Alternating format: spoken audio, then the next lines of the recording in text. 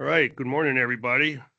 We're going to kick off the Department of Transportation Board of Directors meeting scheduled for today, February 10th, 2025 at 9:30 a.m. And we will start with the roll call. Good morning, Governor Joe Lombardo, Present. Lieutenant Governor Stavros Anthony. Here. Controller Andy Matthews. Here. Member Virginia Valentine. Here. Member Frank Lepre. Here. Member Justin Call. Here. And Member Gary Perea. Here. Governor, you have a quorum. All right, we'll move on to agenda item number 2, the first opportunity for public comment. Public comment may be provided in person or by calling 775-888-7440. The first public comment will be limited to items on the agenda. No action may be taken upon a matter raised under public comment period unless the matter itself has been specifically included on an agenda as an action item. And I will impose a 3-minute time limit for each separate public comment. Do we have any public comment there in Carson City? No. No, sir. Do we have any public comment here in Las Vegas? I see none. Anybody online or on the phone? No, sir. All right, we will close public comment and move to agenda item number 3 and receive the director's report. An informational only item. Director Larkin. Good morning. So first, we're going to start off with kind of a reflecting of the traffic numbers for last year. The data runs through December 31st and showing there was a 5.6% increase in fatal crashes from 23 to 24 statewide. That represents a total of 412 fatalities compared to 390 in 2023. Speed and impairment remain the largest contributing factors. Pedestrian fatal incidents increased by almost 5% during 24, and motorcycle fatalities, this one's a little bit disturbing, increased by more than 28% in 2024. That was a total of 64 motorcycle fatalities in 2023 and 82 in 2024. Unrestrained fatal crashes did go down about 6% over the same year. And one of the things we do, our partners and NDOT use the Strategic Highway Safety Plan, which establishes statewide goals and strategies focusing on the 4 E's of traffic safety, which is engineering, education, enforcement, and emergency response. Education and driver behavior is one of the top ones we focus on. Winter storm response, this is in the weekend of 2025, and we're just going to show here a little clip. This winter has been relatively mild compared to some recent winters. It's been warmer and a little wetter, which also brings its own challenges. Can you play the video there? One of the things that you're going to see here is 4 plows in tandem, which means they travel together, one ahead of each of the other. And also the first plow, also, if you see it when it gets a little closer, will have called a tow plow. It's an attachment to the plow so that he can basically plow 2 lanes at once. By doing this, it actually gets all the snow from the center all the way out to the outside. So they each come along and make sure we don't leave a little bridge on there. And I always like to show off our guys.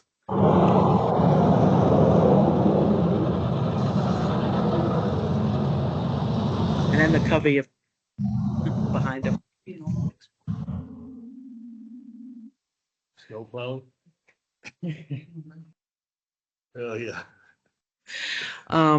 Then also the windstorm response, as we know, we've had very, very heavy winds the last couple of weeks, but this also, the windstorm, we've had the dust storms come across. So we closed basically 95 between Yerington and Schurz, and because we had gusts recorded up to about 60 miles per hour. And also on February 3rd, we closed 95A between Hawthorne and Luning due to limited visibility. And you can see there, these are pictures that the guys took on the side.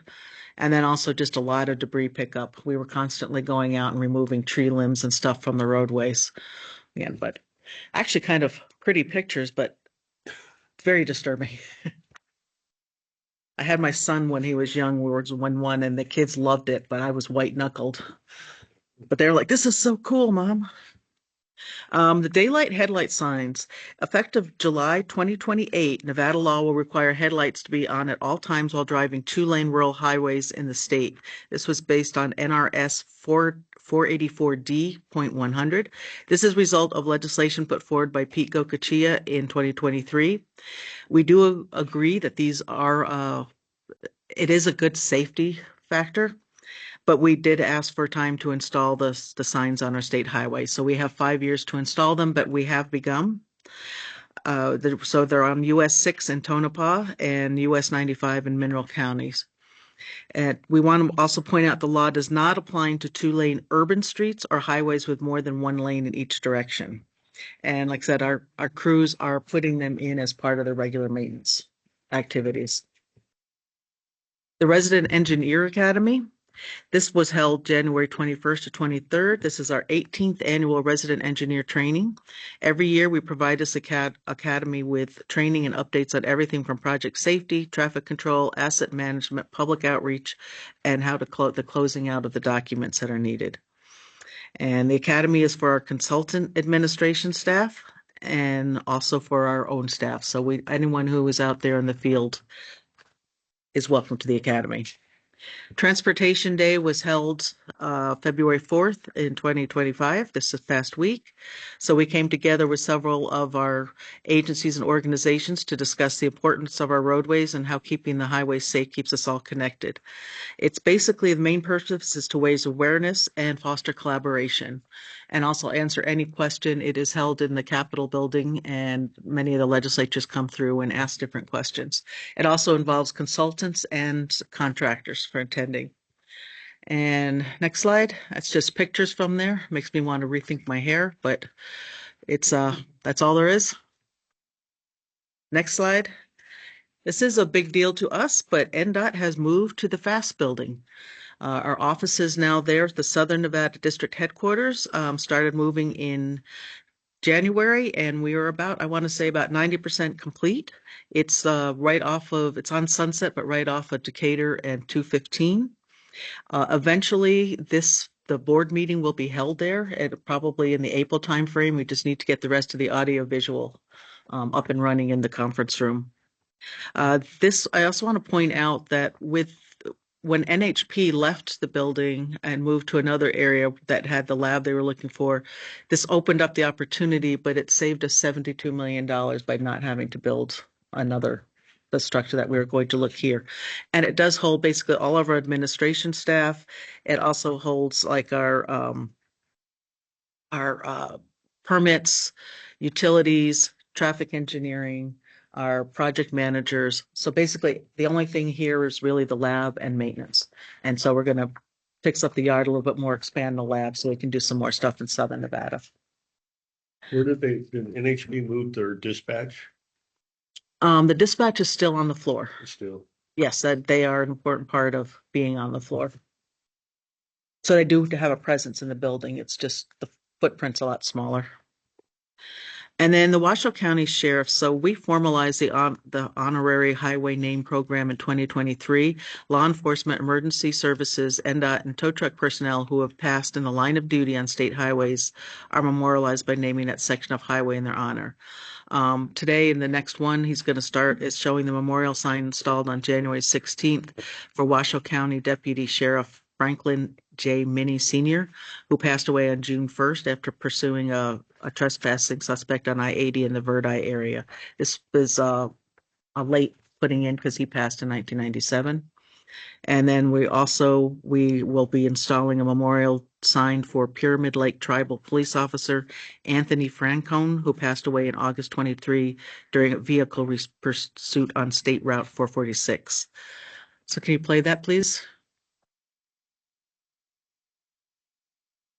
Today we are memorializing fallen Sheriff Officer Frank Minnie, putting up a sign in his honor on Interstate 80 around the Boomtown Garcon exit. It is just to remember that, and then we do have to do these unfortunate things to remember that tragic things still do happen close to home, and our officers do go down the line of duty. If more people can be aware that things like this do happen, it's a good honor. It's something to keep his legacy. Every time you step out of your truck, you know that there are people driving by, they're speeding, they're on their phone, they're distracted. So you have to be 100% eyes on the road, and you look out for each other. Us maintenance workers, construction workers, police officers, we are in that danger zone every time. It's tough that this kind of thing goes on, but we just hope we don't have to do this again.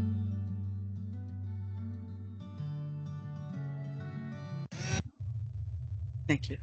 Now, just a little bit on the year ahead. Some of the things we're looking at our manuals. Next slide, please. It's a continuously update and generate numerous guidebooks, reports, and manuals to provide consistency in the department operations and or monitor the status of our assets or operations. So as presented in the last board meeting, our annual pavement preservation report and performance management report outline how we are reaching our goals and where we need to further concentrate efforts. We also have a geotechnical manual. This is a brand new manual to outline uniform geotechnical design and construction for consultants designing and NDOT projects. We have a performance management report we talked about, a microsimulation report, guidelines for traffic microsimulation. It's really just highlighting that it's a continuous updating of manuals across the department. Next slide, please. Last week, I've been working with Brett Compston with the Department of Emergency Management. He's the lead there. And last week we were notified that we were receiving $20,000 from federal monies to hold a peer exchange here in Las Vegas. This will be in the April area. It's currently tentatively set for the second week in April. And it really is a result of the lithium fire, but it's getting together Utah, Arizona, and California, along with Nevada. I've been working with the DOT directors in there. He has also been already reached out to all the DEM counterparts he has there. We'll probably be talking to law enforcement, and I talked to RTC last week, and we're getting the operation centers involved there. So it'll basically be probably about 6 people. Also, it's very the federal government, actually both regionally, California, Nevada, and Utah, and also in DC, are very interested in attending this peer exchange too. I think everyone's really looking at if we can develop more best practices on just how we can constantly improve communication and just collaboration across the jurisdictional boundaries. Next slide. The Ely Downtown Project Phase 2 will begin, basically it started about 2 weeks ago. It's a $46 million project awarded to RHB that it completes the reconstruction of the Ely Downtown Corridor on US 50 and US 93, and it will include pavement rehabilitation, sidewalks, drainage improvements, ADA improvements, bike lanes, basically a complete street type of project. The I-15 Tropicana will be complete this year. I want to hear applause. An update on the I-15. It's expected to reach, we should be completely done in September. Substantial completion will be done in August. The last part, as the Phase 5 will be complete, and that's really just the paving that's west of Tropicana. So it won't be in the I-15 area, but it'll be pavement widening there. Pyramid Highway Phase 1 will also be complete this year, summer of 2025. And this one was really to increase traffic mobility and safety. And we completed major utility, drainage, erosion control, and sound wall work. And they will start again in just another month or two. And when they can actually, the warmer temperatures will allow the crews to repave and complete finishing construction. The I-15 widening from Speedway to Garnett, widening of I-15 from 4 to 6 lanes from Speedway to the Garnett. This is Phase 3 of the I-15 North Corridor improvements. We're expanding I-15 to 3 general purpose lanes in both directions. And by adding the third lane, we're basically increasing capacity just to improve travel times and reduce congestion. It's about 90%. It is 90% complete, and like I said, it'll be done in another month or two. And that concludes my report. Do we have any member questions of the director? Hearing none, I have a couple myself. Okay. Ms. Larkin. Under the NDOT move into the FAST facility, you said Yes. that's a savings of 73 million, 72 million. 72 million. That was the estimated cost for the new building here. And I recall us approving that new building here on this campus as a board. How was that going to be funded? I can't recall the funding mechanism. That would have been state funds. So nothing through ARPA or IJA? No. That would have been complete state funds. And the 72 million was estimated in today's dollars. Okay, so it's And most likely 172 now? Is that what you're saying? but it would have most likely it would have been delayed. And I mean, we were looking at that when the time came. That was about 50% complete as far as design. So they were finishing the design, and then we would have looked in a few years, but I would fully expect it to have gone up in price. All right, so there's no reallocation of those funds? No. It wasn't funded yet? So- Correct. Okay. And then on the officer memorial identification and dedication, how are those officers determined? I mean, where are they located in the highway system? What's the decision factor? If law enforcement or it's also first responders, if they die in the line of duty on the highway. On the highway? Oh. Yes. So then they put in a request. It's usually a family member or it could be a team member. They put in a request. We do make the sign and we put it on that portion of highway where the incident happened. Oh, okay. Thank you for doing that. And then one last question on the I-15, I-11 emergency operations peer exchange. Uh-huh. I noticed the list of attendees, it's void of fire personnel. The reason at this point we didn't put fire in, that it'll definitely, it's because it tends to be more regional. I didn't know if we But could you fit have them all law in, enforcement but there. I did put law enforcement down because when I talked to Tony Taveras, who's the Caltrans director, he specifically wanted CHP in. And if it was CHP, then I would assume NHP, and I honestly don't know what they call it in Utah, but but fire would definitely end up being part of it. But this may also be, we'll be looking at, we're still working on the agenda. I mean, this is fairly new coming together, but we will probably be looking at also like next steps. So there might be other smaller groups that we would have after this meeting. Well, I mean, if you were talking about the lithium fires, I think it would be conducive to have fire there. I agree, but right now we're really focusing on the communication and collaboration, but Governor, the agenda is not made yet. Well, so that you include fire.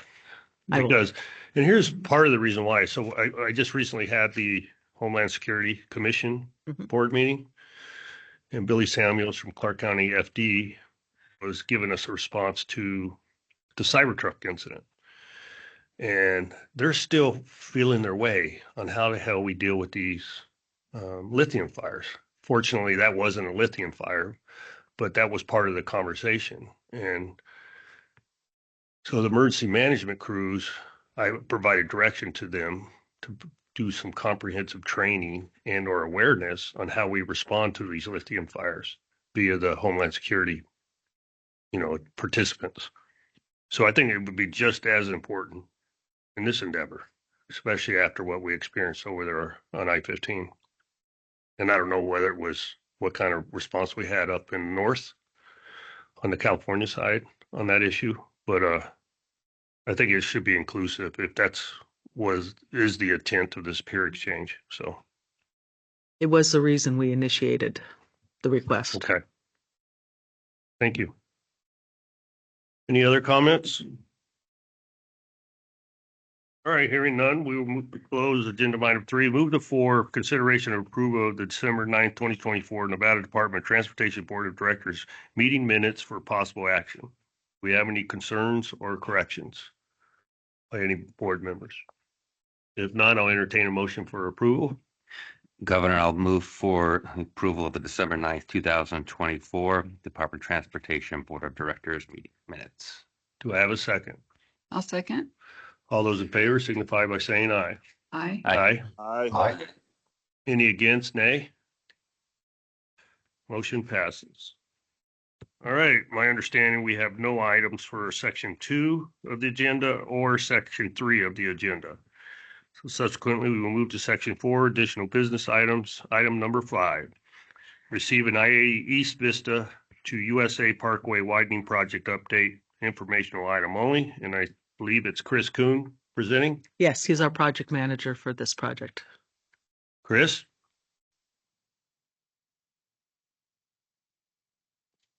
Yeah, Chris Kuhn, for the record, Senior Project Manager, Department of Transportation. Good morning, Governor, members of the board and public. Again, Chris Kuhn, Project Manager overseeing the I-80 East Vista Boulevard to USA Parkway widening project. And I'm here today to provide an update on the project status. All right, so we'll start with the basic project background. And to start, I'll first just discuss briefly the current project phase that we're in, which is NEPA and preliminary design. So we kicked off this project phase back in summer of 2023, approximately 18 months into that effort currently. And I'll provide a little more update on the schedule later on in the presentation, but we do anticipate NEPA will be wrapped up this year. In this current project phase, we go through our environmental studies and evaluations, public and stakeholder outreach, and complete preliminary design on the project. And ultimately what it does is it allows us to move on to the supplemental project phases and advance the project. And again, I'll discuss the phases as we go through this presentation a bit. On the screen there, the project corridor is highlighted in green. So this is a Northern Nevada project east of Sparks. It goes from Vista Boulevard, east of Sparks, to USA Parkway on the eastern extents, approximately 13 miles total for the project corridor. And this project corridor does service USA Parkway, which is home to the Tahoe Reno Industrial Center, one of the major commercial and industrial centers in America, and also one of the main contributors to an increase in traffic that we've seen through the corridor over recent years.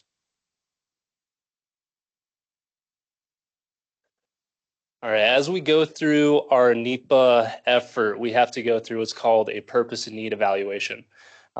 In basic terms, the need of the project has to be identified to basically justify why we're proposing to do improvements through the corridor, and the purpose of the project is to address those needs.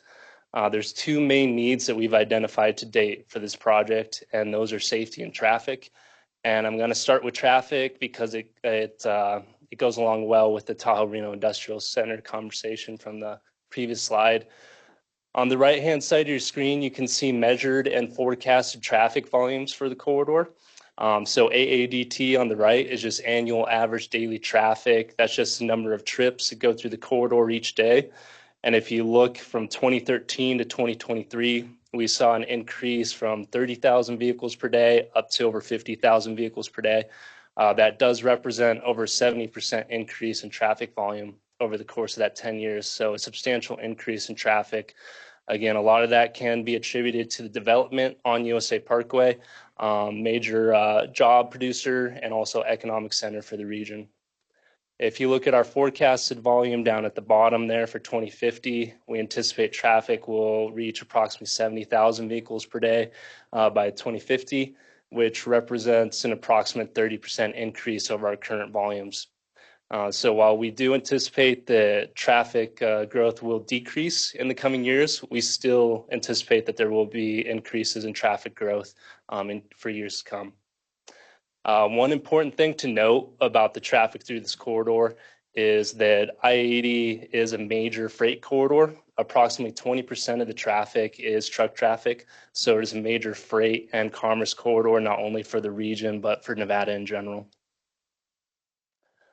Skipping over to safety, I'm going to talk about how safety and traffic are directly connected. But first, I'd just like to hit on some of the data that we've collected over the past year and a half as part of this NEPA effort. We have to go through an entire safety evaluation. And so we looked at a 5-year crash data period from 2018 to 2022. And we determined that there were 720 total crashes in the corridor during that 5-year period. This is in a substantial amount, especially if you look at the previous 5-year period before 2018 to 2022. The number of crashes have almost doubled in the corridor from the previous 5-year period. So you can directly link the increase in traffic in the corridor with the increase in crashes through the corridor as well.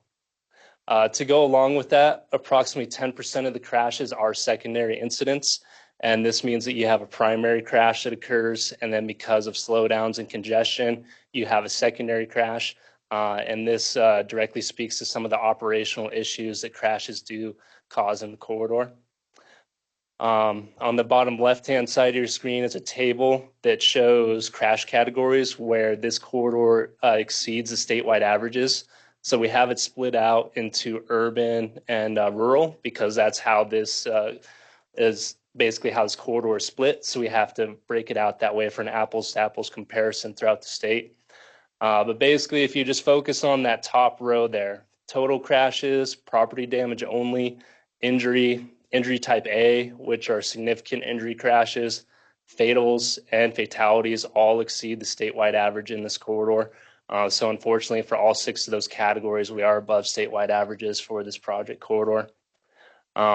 I sometimes get questions about what the difference between a fatal and a fatality is. You can have a fatal crash with multiple fatalities, and we did have that in this corridor during our 5-year safety evaluation period.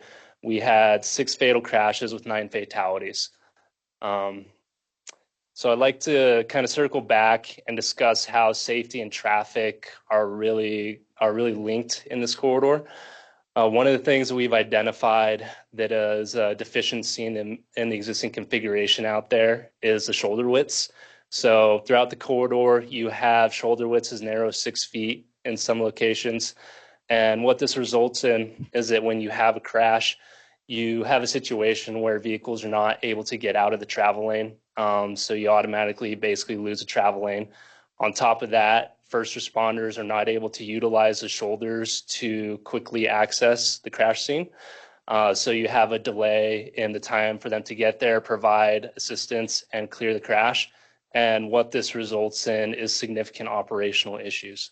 And I'll talk about how we're proposing to address those in the coming slides.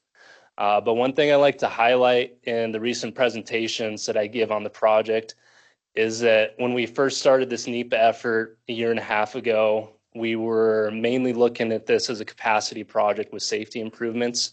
As we've advanced our understanding of the issues out there and our proposed improvements, really what we've identified is that capacity is needed to address the existing and future growth. But really, it's more of an operational issue that we have currently. And by addressing these safety needs, you should see substantial improvements in congestion and operations in the corridor.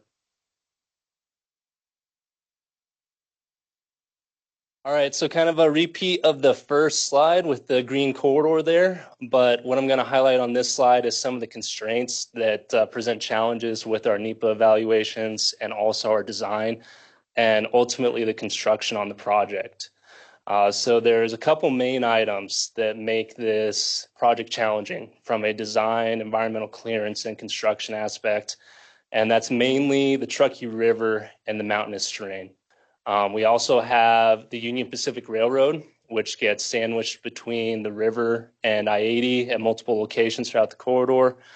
We have, excuse me, very highly valuable environmental avoidance areas as well that are no-go zones. And so what all these do is it basically pinches us in the corridor and restricts our ability to widen in one direction or another, depending on where you're at. To go along with that, temporary and permanent water quality improvements have challenges. Temporary side speaks directly to construction. So when we go to construction, our contractor will be required to implement what are known as best management practices. And the whole goal of those is to reduce the potential for construction-related discharges to water bodies during construction. The challenge is that the Truckee River is a feet away from I-80 in some locations. It just makes it more challenging for the contractor and our project team to have room to try and reduce potential for discharges during construction. On top of that, for permanent water quality facilities, we do anticipate that we will have a significant amount of permanent water quality facilities that'll go in with our project. And really the challenge with those is real estate. We just don't have a lot of room in order to construct those. And so presents challenges with us directing the stormwater discharge in our design, and then ultimately finding room to construct these permanent water quality improvements. Here are a few pictures that just help highlight some of my talking points from the previous slides. The top two pictures there are between Vista Boulevard and the Lockwood interchange. So top left, we're looking west towards Sparks, and top right, we're looking east towards Lockwood. Really what these visualize for you is just the constrained topography that we're dealing with. So again, you have the Truckee River, which runs directly adjacent to I-80 for a significant portion of this corridor. You have environmental avoidance areas that are between the Truckee River and I-80, and that limits us to being able to widen to the north towards the hills. And I think that the picture on the right shows it really well, just how steep the hills directly adjacent to I-80 are. It presents pretty significant challenges in terms of geotechnical and structural engineering and construction as well. We do anticipate significant cut slopes and retaining walls that will have to be constructed in order to widen the facility. And again, this is all part of our NEPA evaluations and preliminary design, working through those challenges. Bottom left there, again, just shows the proximity of the Truckee River to I-80. I think that this one really highlights just how close the river is and the challenges that we're going to face with temporary and permanent water quality through the project development. Again, not a lot of real estate to work with in terms of trying to install our permanent water quality facilities. And then bottom right is a picture of a backup that was caused by a crash.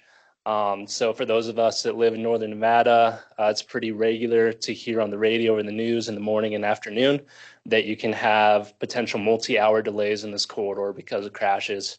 One thing that we like to highlight is you can see the significant amount of trucks that are shown in the photograph there.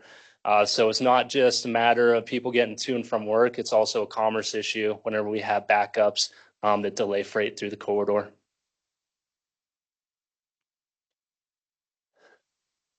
All right, so what are we proposing to do in order to address the needs of the project?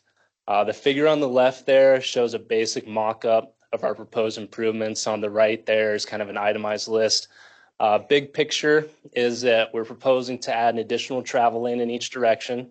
So this will go from a 4-lane facility to a 6-lane facility, and then increase inside and outside shoulders 10 feet and 12 feet. What we've identified to date is that increasing the shoulder width is one of the biggest bang for your buck safety improvements that we can make for this corridor. And as I already spoke on, it's not just a safety improvement, it's also an operational improvement by being able to hopefully get vehicles off the road and provide first responder access to help clear crash scenes. Roadway elevation, the picture shows it pretty well. If you drive through this corridor, you'll be able to see that the westbound lanes are elevated above the eastbound lanes, so we have a split vertical profile. What we've determined through our engineering evaluation to date is that we're proposing to maintain that. So we evaluated potentially doing a common crown scenario where you would bring eastbound to equal with westbound, and also varying elevations in between.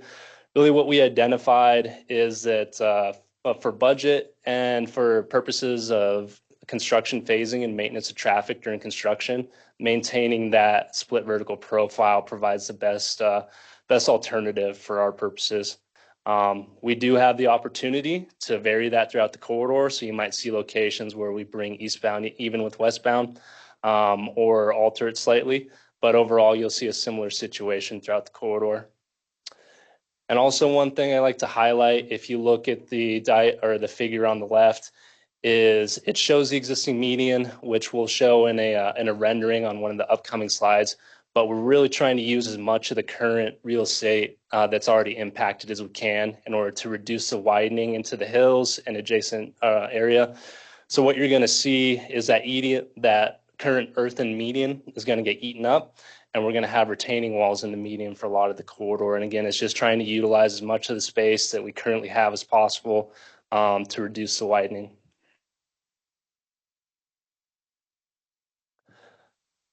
All right, project status. So I'll just start by chatting about the pictures on the left real quick. Top left is an actual photo of the current configuration in the corridor. Bottom left is a rendering of the proposed configuration. So you can see the three 12-foot travel lanes, widened shoulders, and then the median barrier wall. Again, you can see the earthen median currently. We're trying to eat up as much of that as possible to reduce our widening outside of the existing roadway prism as much as possible. As far as NEPA, we do anticipate that that will be completed in summer of this year. Our environmental assessment or EA document is currently out for review with participating and cooperating agencies. Once we get that back and we address any comments that come from that review period, it will then go to FHWA and the public, and we will hold our final public hearing and ultimately receive approval from FHWA for our NEPA process. Ultimately, what this allows us to do is to proceed on to final design and continue to develop the project. NDOT was awarded a $275 million infra grant for the project. $25 million of that was for pre-construction activities and $250 million is for construction activities. We do have an executed agreement with FHWA, and we have completed the initial fund obligation for pre-construction activities for that process. We currently are estimating the construction of the project in the range of $500–600 million. And then a few notes on project development. So while we are currently focused on completing NEPA and preliminary design, again, we have to complete that in order for us to advance to final design. We are still continuing to develop other processes to be prepared for our next steps. Some of the things we're doing are advancing procurements of consultant teams that will be a part of our project team that'll help us develop and ultimately deliver the project. We're evaluating opportunities to go after additional geotechnical investigation throughout the corridor. Really, this would be a jump start on our final design process to have that geotechnical data available so that we're ready to roll when final design is approved to begin. And then also we are tracking a bill draft request that has been submitted to the legislature that would allow NDOT to utilize a project delivery method called progressive design build on this project specifically. While we are tracking that, we're also preparing our team and the project to be delivered as efficiently as possible, no matter what the project delivery method is and whether the bill ultimately passes or does not pass. All right, high-level schedule. So the first three items are in the NEPA phase. So we're actually complete with item 1 and 2. We are in the middle of item 3 right now, which is the environmental approval. Again, our EA document is out for participating cooperating agency review. So we're basically in an iterative review and comment response process right now. Once we're complete with that, we will conduct our public hearing and then ultimately receive approval of our EA document from FHWA. And again, this is a requirement before we're able to advance to final design. We do anticipate starting our final design and/or alternative delivery procurement directly following NEPA, so summer of 2025 through summer of 2027. And then we anticipate the construction could begin as early as 2027. Depending on how we phase the project, we anticipate the construction could be complete between 2030 and 2031. Again, just brief update on the project status, proposed improvements, where we're at and where we're heading. I appreciate your time this morning, and I'd open it up to any questions you might have. We have any questions of Manager Kuhn? Yes, Governor, this is Gary Perea. Go ahead, Gary. My curiosity is about the impact on wildlife and the crossings over this the freeway. I wonder if you could speak a little bit to some of the impacts that building some of these retaining walls will do or will have, and how to mitigate that. Thank you for your question, Member Perea. Yeah, so we have to go through a full biological assessment as part of our NEPA process. What we've identified to date is that we are not anticipating any required wildlife crossings. We are anticipating wildlife fencing. And basically, we work with our NDOT biological team and the consultant to identify locations where we can funnel wildlife to go under the freeway. This can include box culverts, bridge underpasses, etc. The main game that we've identified in the corridor are wild horses and deer. There also is the chance for bighorn sheep and some others. But not currently anticipating any crossings. It's mainly going to be fencing to try and keep wildlife off of I-80 itself. Do you have the number of currently the crashes that are caused by wildlife? Yes, we do have that. I do not know that off the top of my head. If it is something you are interested in, I could look into it and get back with you. Thank you. Any other questions? Good morning, Chris. This is Frank Lepre. My question is, what's the average, or maybe Tracy or somebody can answer this. What's the average cost of a 6-lane per mile cost for a road construction and design? Thank you for the question, Member Lepre. Average, I would have to defer to some of our scoping and roadway design folks.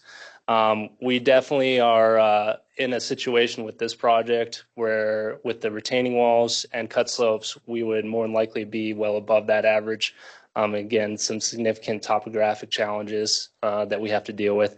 But I don't know the average 6-lane facility cost per mile. Is something I can look into if you like. It just seems like their 2050 numbers are low when you look at what happened out there now. And it was my understanding that most of the people that work out in the USA Parkway area live north of I-80. Is there a different alternative to get a road to where we move some of that traffic off that road and maybe be able to save some dollars on NDOT? I don't know if that's possible. That's my question.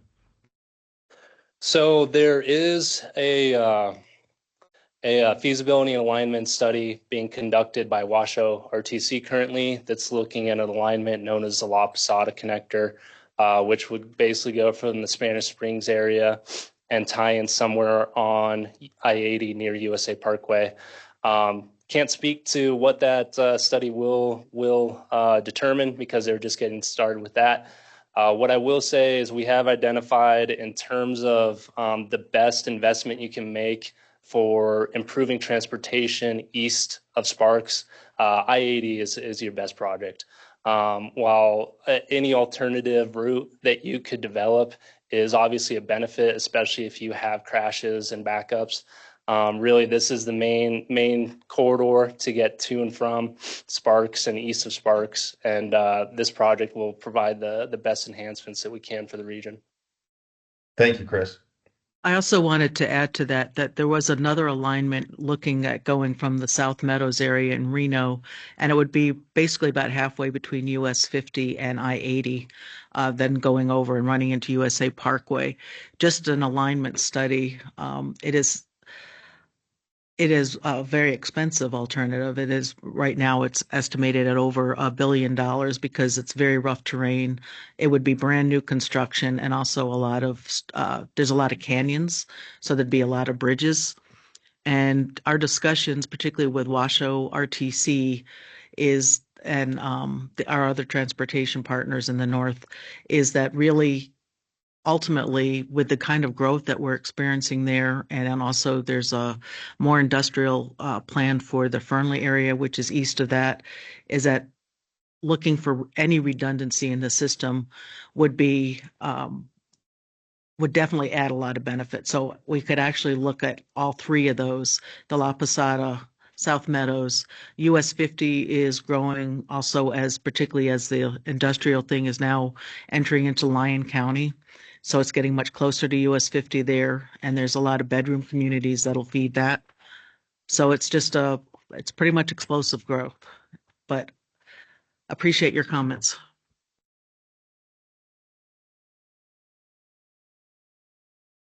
Any other questions? Thank you, Chris. Very informative. Appreciate it. Thank you. All right, we'll move on to agenda item number 6. Receive the Brightline West High-Speed Intercity Passenger Rail Project Update. Informational item only, and I believe it's Eric Sheets. Is that correct? Thank you, sir. Eric? Yes, it is correct. For the record, Eric Sheets, project manager for the private Brightline West project. Thank you, Governor and board members and public. I have the pleasure of presenting this project to you. We have accomplished quite a bit this past year, and I'd like to tell you about that. I'd also like to tell you about what we're doing right now and what we're looking to do in the next approximate year. So moving forward here real quick, here's a layout with a generalized map. Obviously, the alignment would be from Las Vegas to Southern California, Rancho Cucamonga. Of course, in Vegas, and I'm going to use a little bit of the marketing material that Brightline has offered. We have access being very close to the strip there, meaning you got world-class casinos, resorts, sports stadiums, all kinds of great stuff that Nevada has to offer. With that, we of course want to see people coming from Southern California to participate in that. As you look down towards Southern California, there's 2 interim stops. One will be in Victor Valley, one will be in Hesperia. The Hesperia one will be basically utilized during rush hour. So it'll be, as needed. But the rest of the alignment will utilize about 37 trains per day. And will funnel lots of folks coming in from the LA area. So in the Southern California area at Rancho Cucamonga, they're actually going to build a 3,700 space garage to bring, folks that drive to that place. It's also at the Metrolink station there. So that connects to the rest of Southern California through different routes. It will be very beneficial for getting people to that location and then ultimately to Vegas. So as you can see, it's a 218-mile trip, and the approximate speed will reach maximum about 186. It could actually go to 200, but right now 186 is what's being noted. And you can see they're projecting about 8.6 million passengers per year. So moving forward here, these are the items that we've done in approximately the last year. The big deal is obviously for Nevada, in December of 23, FRA announced that NDOT would receive the $3 billion grant. We closed that and we got it obligated in September of 2024. So that was a huge deal for Nevada. I think it's very important to note that we are also in a subrecipient agreement with Brightline, where we basically pass down all the liability to Brightline. So we're making sure that Nevada is protected in every way possible. There's a lot of things to watch, make sure that we're maintaining that, but at the same time, we want to make sure Brightline stays responsible. And they are doing that. They're doing a great job making things happen, but we have to ensure that they do complete the construction of this project as we promised the FRA. So anyway, a couple other notes. Also in May and then followed up in September, Brightline selected Siemens as the rolling stock manufacturer. That's a big deal because just those contracts alone are multiple billions of dollars. So same thing going back to the FRA grant, we need to make sure that that process is completed as well. So to also manage risk, we have an independent engineer that is being utilized, and that's going to help us, especially with our jurisdictional issues. Obviously, working in California and making sure that everything is constructed accurately over there is interesting, considering, it's California, not Nevada. So we're making sure the independent engineer is our eyes and ears for that. And in the same manner, we're making sure that they're watching the railway aspects. Obviously, we're very competent in the roadway aspects. Nevada is not actually at this point allowed to operate a rail. So we need to make sure that we, again, have eyes and ears to watch that. So managing risk is a big deal on this, making sure that we're in the right spot. So moving forward here. Right now, Brightline is working on securing their financing. So I talked about the $3 billion grant that we got from FRA. The rest of the approximate $9 billion that is being raised is primarily through private equity, private debt and equity. So right now they're actually going out on a roadshow. They're looking to sell 2.5 billion in public activity bonds right now, and that will be in addition to 1 billion that they did at the end of last year. So that gets them to about 3.5 billion. With the 3 billion from the FSP, that's 6.5, and then theoretically with the 6 billion of private finance bank loan, that gets them to about 12.5. So we're watching all that. Literally, stuff is changing by the minute. We're hearing good responses from Brightline, and that the banks are becoming very close to signing on the dotted line, if you will. And so that's a huge aspect that's happening right now. We're very intent on watching that, staying in contact with them. They're also negotiating their contracts for the approximate 12 billion. And basically, one thing that I really like that they're doing, and again, we're watching, is the fact that they've broken up the 12 billion in approximately 9 major approximate $1 billion contracts. Some are bigger than $1 billion, some are less than $1 billion. But what that does is it brings on more capacity, more expertise to accomplish what is required. And that is basically based off geographic reach and location. But again, if there's an issue with one contractor, it's nice to know you can pull on another contractor to make sure that everything gets finished properly. And again, if we're making sure that this project is completed, this is a great way for us to manage that risk and make sure they're doing their job. So looking at schedule here, the next couple weeks, literally, if not month, we will hear the information on this financing and these design build contract negotiations. But at that point, then really heavy civil construction starts. And so that is expected to be about 4 years from construction start. Again, it will be based off segment, but also you'll have areas, for instance, the heavy civil will be completed first. Let's just say approximately 2 to 3 years, and then they'll come in and lay the rails on top of that. And so anyway, we're watching their schedule, again, making sure that everything is completed as they say it will. In order to allow them to start construction, though, we're going to give them a right-of-way occupancy permit. In that occupancy permit, again, we require everything I just spoke about, but also, of course, we need to have them finish design. We are currently reviewing anywhere from 60 to 90% plans, so they are doing very well in that. The 90% plans, I would expect we'll see 100% here in the next month or so. So again, it's all following with that schedule I just mentioned, to try to be able to get out into construction here in just a couple of months, if not sooner, but we'll see. And again, financial close is critical to us, partially because part of our contract that we did with subrecipient agreement that the AG's office helped us with requires that they show they have financial close and capability before we actually allow the FRA to reimburse them money. The nice part is we are not actually outlaying any state funds from that. We're just making sure that, again, they produce what they say they will, and then they're allowed to be reimbursed for that. So anyway, At the bottom there, you can actually see an alignment. And anyway, it kind of shows some of the segments there.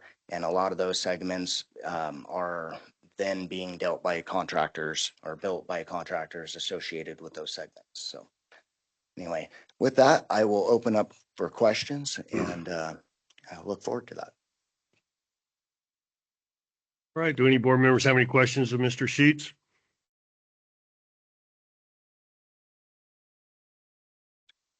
So Eric, Governor Lombardo, for the record. So do you have any idea or approximate time when the first shovel will go in the dirt?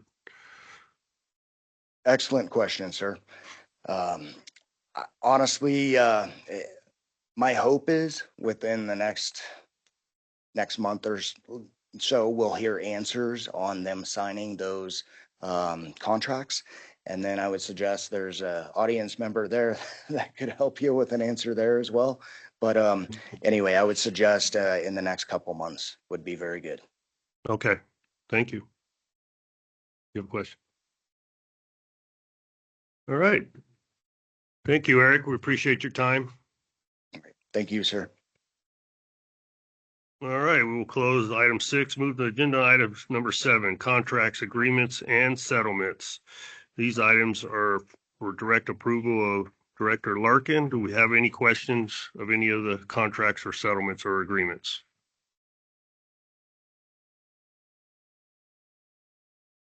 Hearing none, we'll close agenda item number 7 and move to 8, which is the executive sessions, which I understand we have no items. Correct. All right. We'll close agenda item number 8. Move for the second opportunity for public comment. Please limit your comments to 3 minutes. Do we have any public comment there in Carson City? Yes, sir. We have one. Good morning, Governor, honorable trustees. Today I present the comprehensive emergency evacuation simulation plan conducted by Doug Flaherty of Incline Village of Tahoe. Elizabeth Learnhardt for the record. Sorry, that was off. The findings make one thing alarmingly clear. The Tahoe Basin is utterly unprepared for mass evacuation. Our current infrastructure cannot support the millions of visitors who would need to be evacuated in the event of another Caldor fire. A key contributor to this crisis is TRPA, the policy prohibiting widening road, which has severely limited evacuation capacity. The study predicts evacuation times up to 13 hours on the east and on the west and north shore compared to just 5 hours on the east shore. Stark contrast. The difference is the 4-lane section of Highway 50, which despite serving a large population, including South Lake Tahoe, allows for significantly faster evacuation. And at this point, I want again to personally thank Governor for preserving these lanes. Recent wildfires in California have demonstrated that both officials and the public are dangerously unprepared for large-scale evacuation. More comprehensive planning and training are urgently needed. Increasing housing density while failing to provide proper evacuation infrastructure and transportation is a recipe for disaster. Yet, Tahoe Regional Planning Agency continues to push these policies. Worse still, TRPA and Douglas County persist in advancing their agenda. In December, the Board of Commissioners in Douglas County approved a memorandum of understanding designating Tahoe Transportation District as the oversight agency for the state line to state line bike path. TRPA is now seeking additional state funding, having already secured ACR 5 in the last assembly. Just Tuesday, they testified before Committee for Growth and Infrastructure, advocating for even more tax dollars to sustain their operations. Their 777 plan proposes extracting $7 million each from the state, counties, and new public taxes, targeting residents, tourists, and businesses alike. The public's opposition to these tax hikes has led TRPA to shift tactics now to lobbying the state of Nevada to impose these taxes on their behalf. This is a direct violation of Article 9 of the Bi-State Compact, Pact, which mandates a public vote in both states requiring a 2/3 majority to approve these tax increases.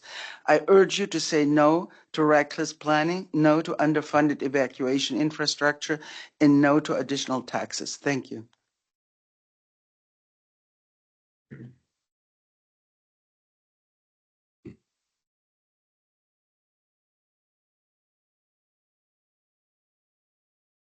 That was it. Lieutenant Governor, do we have anybody else? I don't see anyone else. All right, do we have anybody here for public comment here in Las Vegas? All right, do we have anybody online or on the phone? No, sir, we don't have anybody online. But we did receive one public comment online on Friday, and that will be included in the meeting minutes for this board meeting. Okay, thank you. We will close the second opportunity for public comment and we will move for adjournment. I'll entertain a motion. Move to adjourn. Second? Who are you? No idea. Andy Matthews, State Controller. For the record, I move to adjourn. Member Valentine, I second. Thank you. We have a motion for adjournment. All those in favor signify by saying aye. Aye. Aye. Aye. Any against, nay? Hearing none, motion passes. Thank you, everyone.